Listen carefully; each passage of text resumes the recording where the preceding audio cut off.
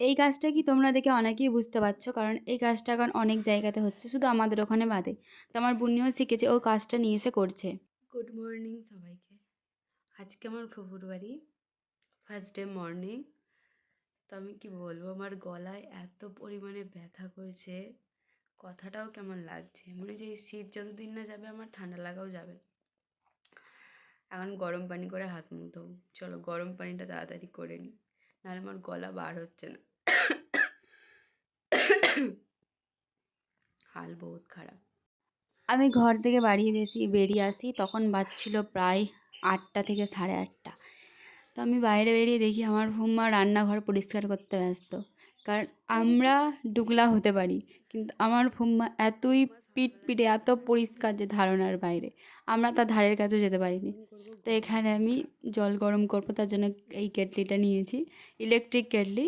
তো গ্যাসের কোনো ঝামেলা নেই, ইতি হয়ে যাবে। যার যার ঘরে এটা আছে সে সে খুব ভালো করেই জানো।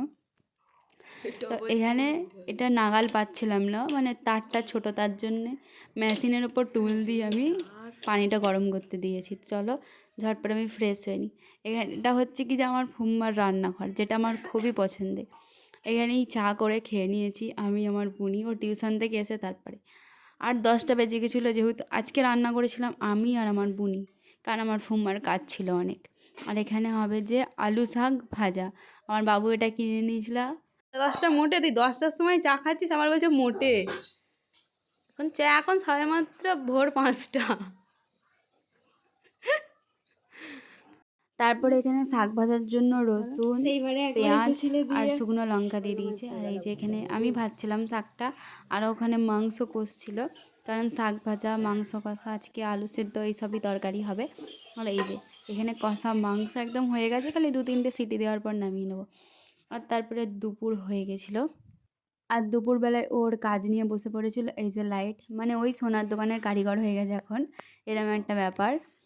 আর এই যে এত ছোট ছোট পাথর ছিল, এটা খুবই ধৈর্যের সাথে সুন্দরভাবে ও কাজটা করছিল। আমি দাঁড়িয়ে দাঁড়িয়ে দেখছিলাম, কারণ আমি করতে পারবো না। তারপরে দুপুরে খাওয়া দাওয়া করি আমরা, তার জন্য উঠে পড়ি, ও কাজ কমপ্লিট করে নেয়। তো আজকের ভিডিওটা এতটুকুই ছিল, কেমন লাগলো অবশ্যই জানাবে।